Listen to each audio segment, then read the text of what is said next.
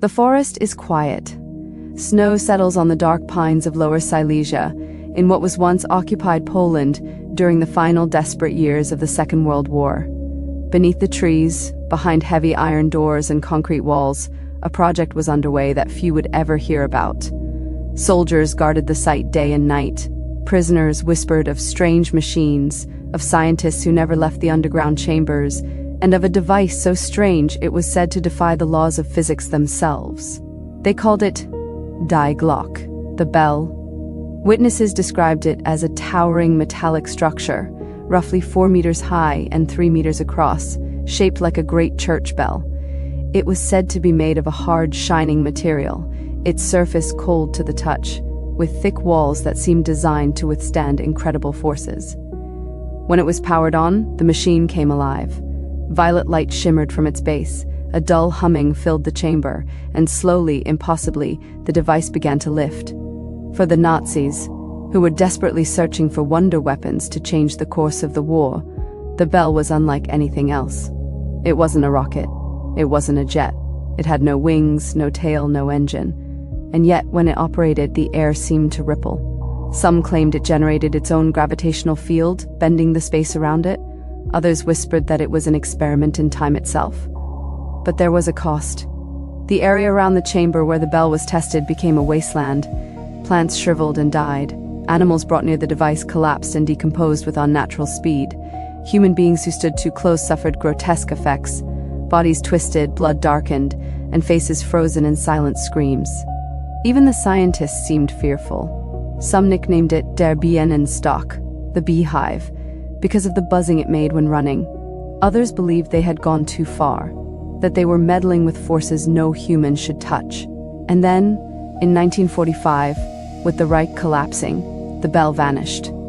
Some stories claim it was destroyed, buried beneath the mountain bunkers to keep it from Allied hands. Others suggest it was loaded onto a massive aircraft and spirited away to South America, along with other Nazi secrets. But perhaps the most chilling theory is that the bell did not vanish at all. It was taken, preserved, and hidden, waiting for the right time to reappear. 2 decades later, in December of 1965, a quiet American town would experience something that brought those rumors back to life. The night sky above Pennsylvania was clear. Families were settling in for the evening when, just after 4 p.m., a fireball ripped across the heavens. It was bright, glowing orange and green, trailing sparks as it cut across several states. Reports poured in from Michigan, Ohio, and Pennsylvania. Many believed it was a meteor. Others thought it might be a crashing aircraft. But then came the crash. In the small town of Kecksburg, locals watched as the object descended into a wooded ravine. Witnesses described a dull thud, the crack of branches snapping, and a tremor that shook the earth. Smoke drifted above the tree line. Something, they said, had come down. Curious residents rushed toward the site, and there, among the trees, they found it. The object was large, metallic, and unlike anything they had ever seen. Shaped like an acorn or a giant bell lying on its side, it measured several feet across. Its surface was smooth, but along the bottom edge ran strange markings. Not letters, not numbers, but symbols, curling and unfamiliar, like some lost language. Before long, the military arrived. Trucks rolled in, soldiers ordered civilians away, and the area was quickly sealed off. Those who had caught a glimpse before being forced out remembered the same details: a bell-shaped craft, still warm from its descent, covered in mysterious symbols. By nightfall, the craft was gone. Witnesses described seeing it loaded onto a flatbed truck, wrapped in a tarp, and driven away into the darkness. Officially, nothing was ever found. The government offered explanations ranging from a meteor to the re-entry of a Soviet satellite. But for those who were there, the memory of the strange acorn-shaped object never faded. And that's where the two stories begin to collide.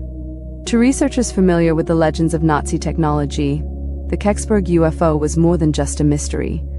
It was familiar. Its bell-like shape, its size, even the strange markings, all echoed whispers of Die Glocke. Could it be, they asked, that the mysterious Nazi bell had resurfaced decades later in the woods of Pennsylvania? Some theorists believe the Nazis succeeded in building a craft that could defy gravity, and that the bell was captured by Allied forces at the end of the war. Instead of being destroyed, it was taken into black projects, studied, and possibly even tested. Perhaps the Kecksburg crash was the result of one such test gone wrong. Others believe something even stranger. That Die Glocke was not Nazi technology at all, but rather reverse-engineered from something older, something not of this earth. If true, then both the Nazi bell and the Kecksburg Acorn might share a common origin.